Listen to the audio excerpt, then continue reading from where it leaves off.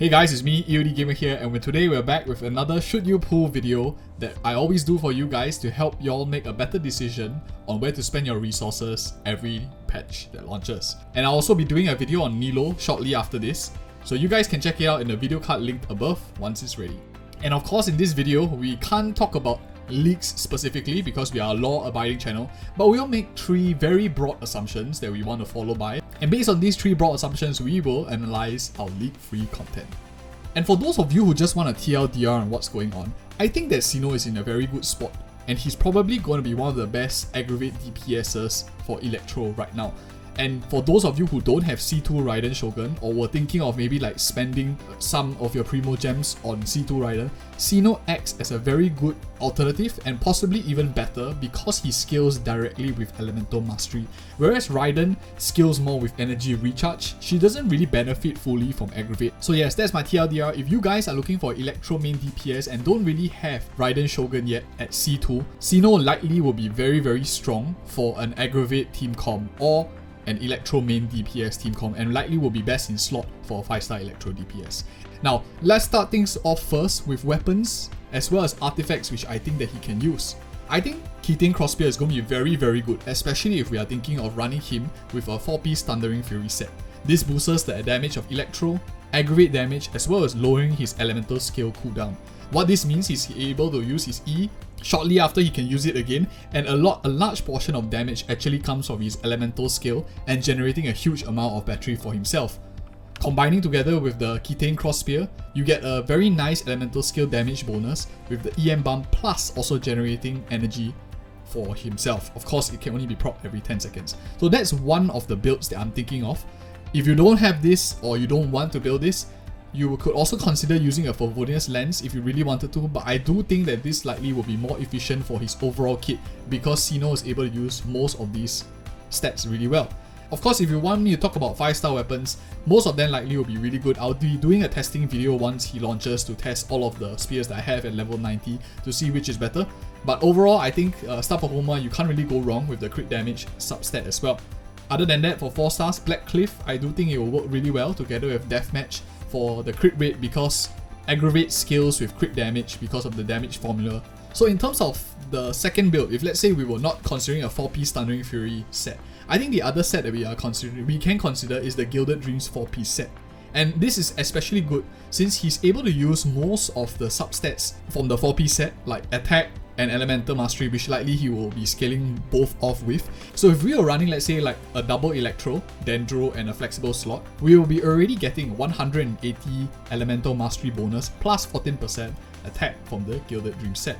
This is going to be very efficient, and I think this will likely be the build that most people could think of going, or of course going for a 4-piece Thundering Fury, but we will be testing it out on a later date. So those are my 2 initial pre-release analysis thoughts right in mind. If you guys have any other opinions, do feel free to leave a comment below for all of us to also consider and learn from as well. And now let's go ahead and take a look at some interesting team comps for Cyno and how we could possibly play him with. So we're going to start things off simply. I'm going to start off with what I will be trying off initially, and likely it will be a core of Cyno as well as Fischl. Of course, Razor here is a proxy for Cyno because 3.1 hasn't launched yet as of the time of this video's recording, and we're likely going with a Razor and Fischl combo.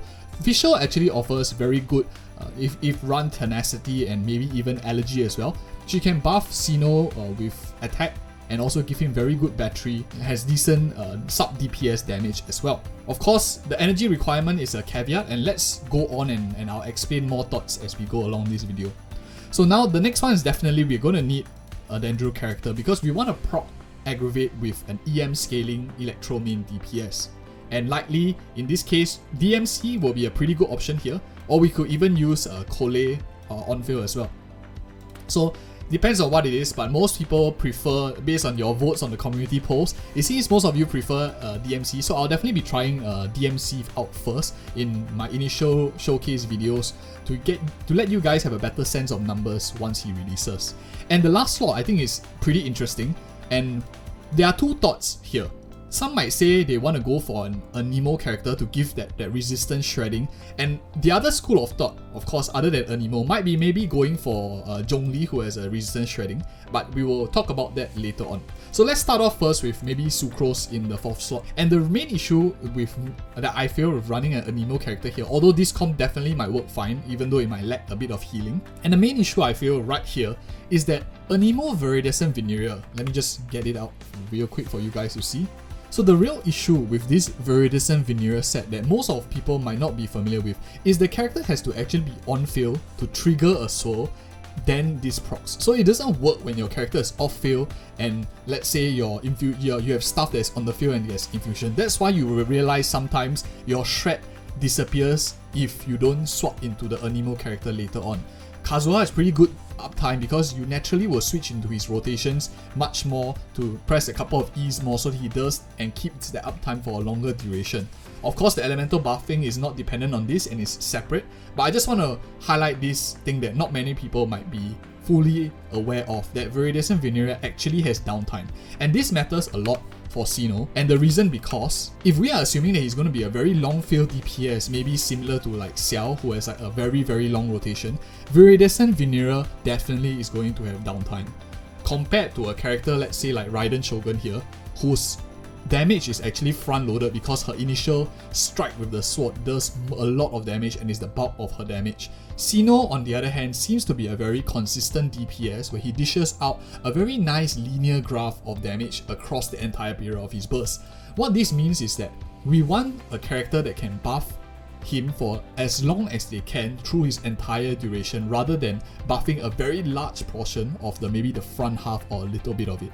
And that is why, honestly, I think that if you have the capacity to, I do think that Zhongli will be a better selection, and now we are upgrading to 1 additional 5-star, will be a much better addition for this team because Zhongli can give him the shielding that he needs and interrupt resistance, prevents the damage, which allows you to run a more offensive electro character, as well as currently we don't have any dendro healers in the game, so it allows a very offensive comp like this, which suffices for his energy recharge and does a very good aggravate damage bonus. The resistance shredding is throughout his entire duration as well, so it kind of makes up for the loss in Viridescent Venerea.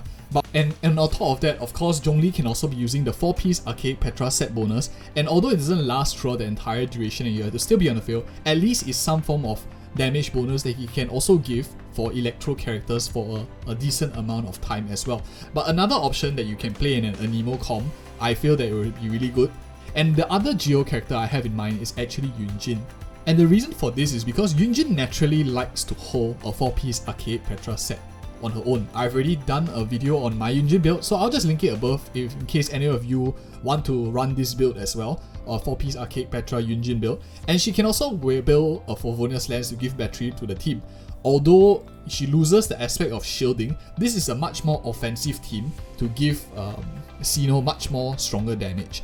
And what this actually can be mitigated with is if let's say that 4-piece Thundering Fury and Keating Cross Spear gives enough recharge for Razor that he doesn't really need Fischl, the damage bump from Yunjin actually reduces the reliance and maybe energy recharge requirements of a sub DPS like Fischl. And instead, you guys could even consider running a healer or sustain support like maybe Cookie Shinobu, because her E, especially with Constellations, lasts the entire duration or 15 seconds or rather, which lasts a very large proportion of Cyno's uptime already on his burst, and it gives him that healing that he really needs. So this is an alternative comp that some of you can be considering as well if you are convinced that Anemo might not be best or you want an alternative to Anemo.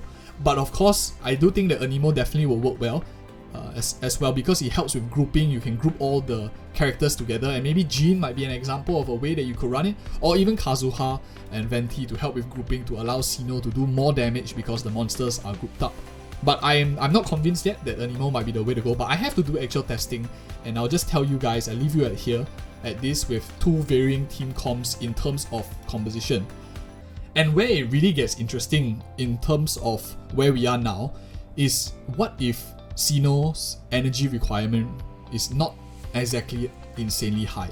Like let's say if he has 80 energy costs, But Ketane Cross Spear together with 4-piece Thundering Fury makes up for a lot of the energy requirements because he is able to spam his E very often, get that Ketane Cross Spear bonus, and maybe some of his teammates also have very good energy generation, like you run an Exile set, you run Favonius weapons.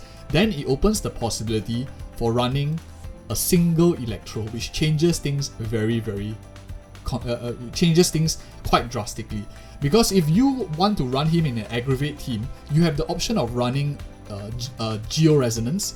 For example, you can get this Enduring Rock Geo Resonance, which of course you can increase his damage by 15%, and you get the benefit of both perhaps Zhongli and Yunjin's buff at the same time, and resistance shredding if you don't need that additional energy and the Electro Resonance that or the sub DPS that maybe Fischl or another Electro character offers, like perhaps even Beidou herself. And of course, you also have the option to running Sprawling Greenery, which is Dendro Resonance, and increasing the entire elemental mastery of the characters in the team. Also very good, especially if you are not planning to run maybe the 4-piece Gilded Dream set and you're lacking a little bit on elemental mastery and you want to bump that element. It helps balance the stat out pretty well as well.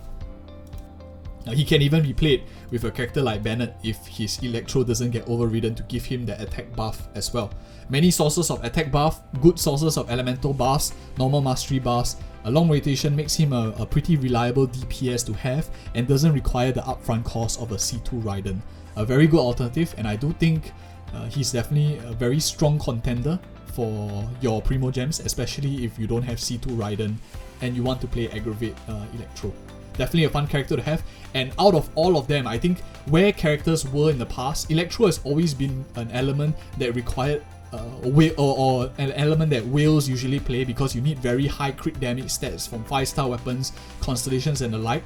But the time that he's released with Aggravate, I think Electro is now a very free-to-play friendly build, and probably even more so than normal, and scaling well in the late game because it scales off Elemental Mastery, crit, and all the damage bonuses that your rest of your team provides. And that is just my analysis. I know it's a little bit longer than I would like, but I wanted to be more comprehensive for those of you who wanted a very detailed analysis on characters. And now I'm going to be working on Nilo's kit and Candice's kit shortly after. So if you are watching this sometime in the future after I've done the analysis, I'll link it in the video cards right here. And otherwise, do leave me a like and subscribe if you want to see more content once Cyno and Nilo launches in patch 3.1, and I'll be always here for future patches, so you can count on me to giving you reliable and timely advice. And thank you for watching, and see you in the next video.